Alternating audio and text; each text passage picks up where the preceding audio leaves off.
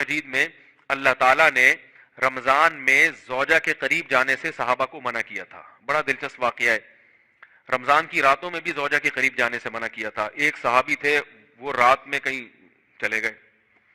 اب بڑے پریشان ہوئے, رسول اللہ صلی اللہ علیہ وسلم کے پاس آئے, عرض کیا یا رسول اللہ مجھ سے غلطی ہوئی, رمضان کی رات میں نے اپنی زوجہ کے قریب چلا. آپ نے فرمایا کیوں؟ وہ بڑا دلچسپ واقعہ ہے, بظاہر تھوڑا حیا کے خلاف بھی ہے لیکن اتنا بھی نہیں ہے.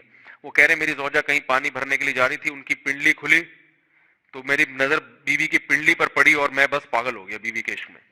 میں یہ اس لیے بیان کر رہا ہوں کہ جو لوگ نظر کی حفاظت کرتے ہیں وہ بیوی کے عشق میں پاگل ہوتے ہیں. جو دن رات انٹرنیٹ پر پنڈلیاں دیکھتے رہتے ہیں انہیں بیوی کی پنڈلی بھی کیا شکل بھی اچھی نہیں لگتی ان کو. بد نظری کا یہ عذاب ہے, وبال ہے کہ جو اللہ نے گھر میں آپ کے لیے بٹھائی ہے وہ آپ کو اچھی نہیں لگے گی. تو نظر کی حفاظت کیا کرو, اس سے آپ کو اپنی بیوی سے عشق ہوگا, محبت ہوگی. بات آ رہی ہے سمجھ میں؟ تو اب دیکھو کیسا روزے کی حالت ہے. رمضان میں پابندی ہے, اسلام میں حکم تھا جو رمضان میں بیوی سے ہم بستری کرے گا 60 روزے لگاتار رکھنے پڑیں گے. کتنا بڑا جرم, لیکن صحابی سے برداشت نہیں ہوا. صرف زوجہ کے پاؤں پہ نظر پڑی ہے تو وہ کیسے بیوی سے محبت کرتے ہوں گے, اور وہ بیوی کے بغیر رہ سکتے ہوں گے. اور آج لوگوں کے فون آتے ہیں, ہماری بیگم جس دن میگے جاتی ہے اتنی خوشی ہے, ایسا اچھا سا فیل ہوتا ہے, ایسا عجیب سا محسوس ہو رہا ہوتا ہے جیسے آزاد ہو گئے. تو میں کہتا ہوں ظاہر ہے اب تمہیں موقع مل گیا کنڈی لگانے کا, ٹھیک ہے نا, اور آنکھ مٹکے کرنے کا, تو خوش تو ہو گئے. تو یہ بھی ایک عذاب ہے جو لبرل لوگ نے جس عذاب میں ڈالا ہوا ہے نا, اس میں عورت کے حقوق نہیں ہے. عورت کے حقوق نظر کی حفاظت میں اور عورت کے پردہ کرنے میں. جب مرد باہر نکلے گا سب پردے میں ہوں گی تو آئے گا کس کے پاس؟ بیگم کے پاس ہی آئے گا.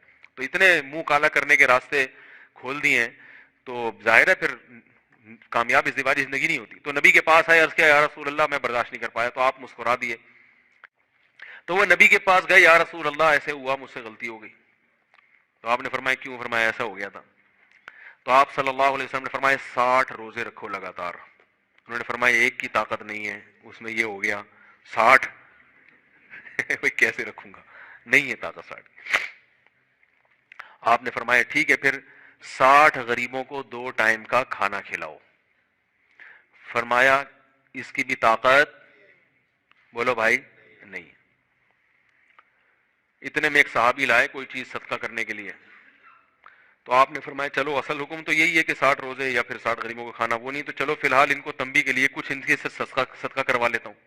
فرمایا چلو یہ فلاں خیرات کی ایک چیز لے کر آئے ہیں, تم یہ لے کے غریبوں میں بانٹ دو. انہوں نے فرمایا مجھ سے زیادہ غریب پورے مدینہ میں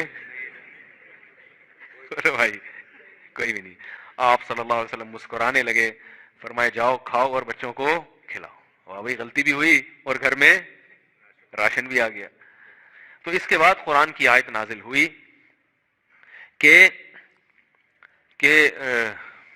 احل لکم لیلۃ الصیام الرفث الی نسائکم ہن لباس لکم وانتم لباس لہن علم اللہ انکم کنتم تختانون انفسکم فتاب علیکم وعفی عنکم فالآن باشروہن وابتغوا ما کتب اللہ لکم. فرمایا اللہ کو پتا ہے کہ تم اس حکم پر عمل نہیں کر سکتے, لہذا رمضان کی راتوں میں تمہیں اپنی بیوی کے پاس جانے کی اجازت ہے, لہذا ان کے پاس جایا کرو اور اس اولاد کو تلاش کرو جو اللہ نے تمہارے مقدر میں لکھ دی ہے.